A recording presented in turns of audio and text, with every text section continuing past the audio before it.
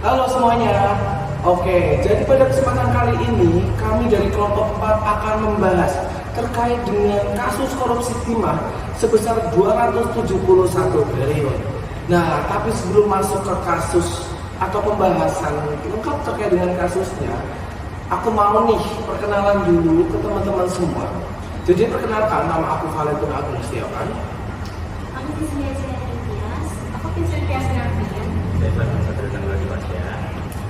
Oke, jadi sekian perkenalan dari kelompok 4. Nah, langsung aja ya teman-teman. Aku mau nih kenalan lebih lanjut terkait dengan kasusnya. Jadi, baru-baru ini terdapat kasus korupsi yang sangat menggemparkan Indonesia, yaitu kasus korupsi timah sebesar 271 triliun oleh Harvey Muiz dan Helena Lim beserta 16 tersangka lainnya. Sama dengan saat ini, kasus ini merupakan salah satu kasus korupsi terbesar di Indonesia. Secara garis besar, kronologi dari kasus korupsi ini adalah PT Timah Tbk merasa adanya kejanggalan terkait dengan hasil produksi yang tidak sesuai dengan lahan yang mereka punyai. Lalu setelah ditelusuri kembali, ternyata hal ini dikarenakan adanya penambang ilegal.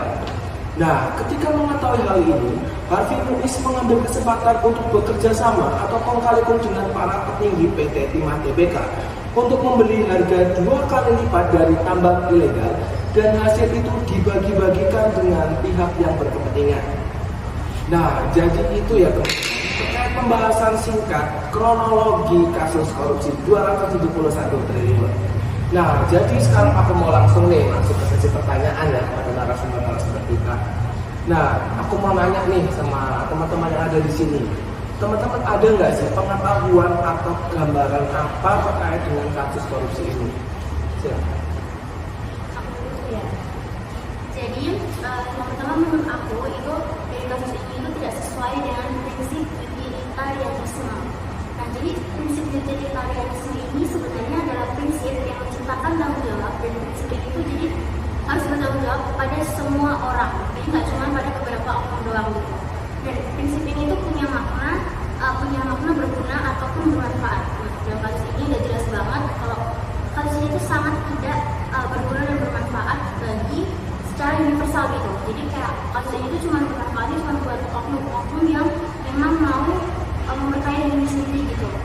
Nah, dalam kasus ini juga sangat merugikan negara, dan jadi kan kerugiannya sampai 271 triliun itu adalah kerugian dari kerusakan lingkungannya.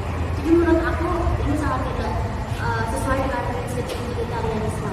Sebenarnya PT Timah itu kan punya punya pilihan buat mereka itu mau menindaklanjuti para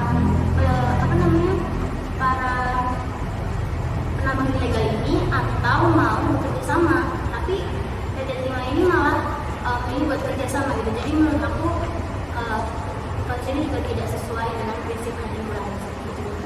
Oke, jadi kalau menurut dari kasus ini sendiri, jadi kasus ini itu melanggar ya teman-teman, melanggar etika dasar, yaitu etika utilitarianisme atau mementingkan kepentingan bersama. Jadi kasus ini tentunya melanggar hal tersebut karena hal ini hanya untuk kepentingan pribadi saja ya teman-teman semua. Oke, selanjutnya mungkin dari Mbak Sera, coba Sera. Aku bakal aku akan mengambil dari prinsip hedonisme. Nah, hedonisme itu apa sih teman-teman? Hedon itu artinya nikmat atau kegembiraan. Jadi seseorang itu dianggap sebagai orang yang etis ketika ia ingin mencapai suatu kebahagiaan dari diri sendiri, tetapi tetap harus berada dalam pengendalian diri dan tidak berlebihan. Nah, dalam kasus ini kan kita udah bisa jelas banget ya. Kayaknya mereka ini memang sih untuk kepentingan kebahagiaan diri mereka sendiri, cuma kayaknya udah berlebihan, udah jauh banget gitu.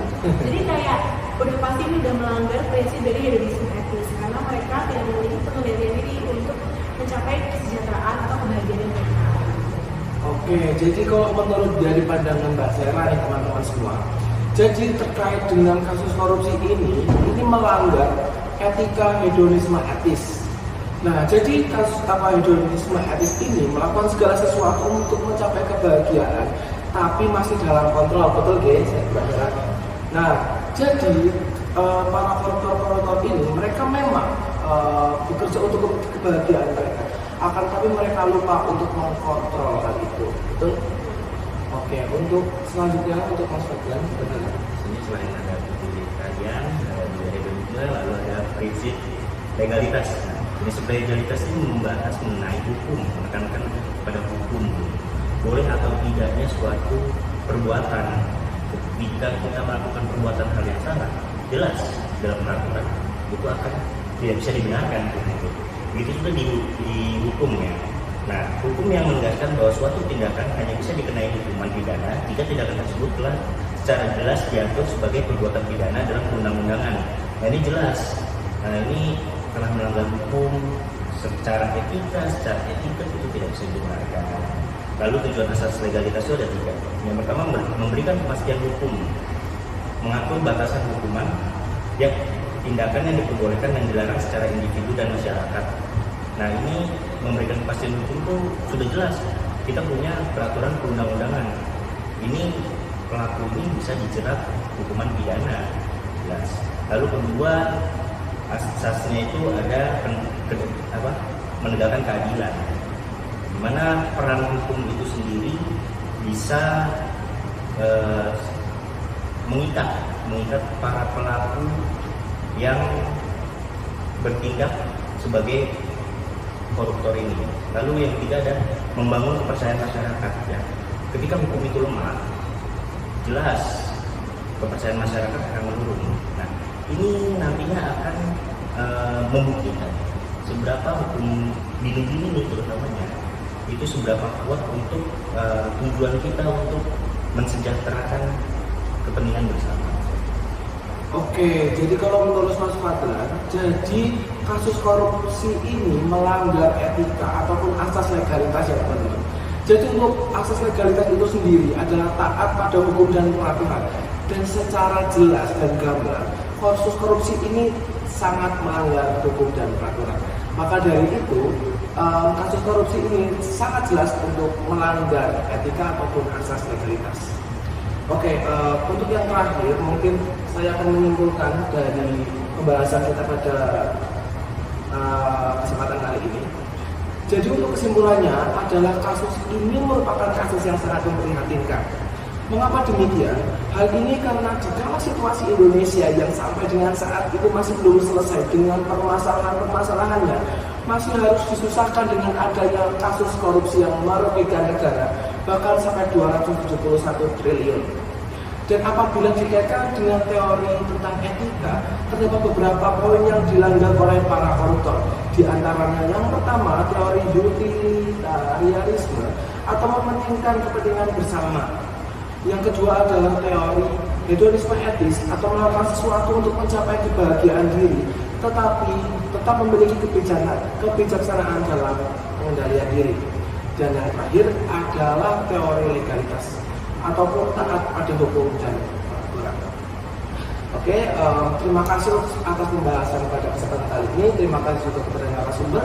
Kami dari kelompok 4 pamit undur diri. Bye bye semuanya.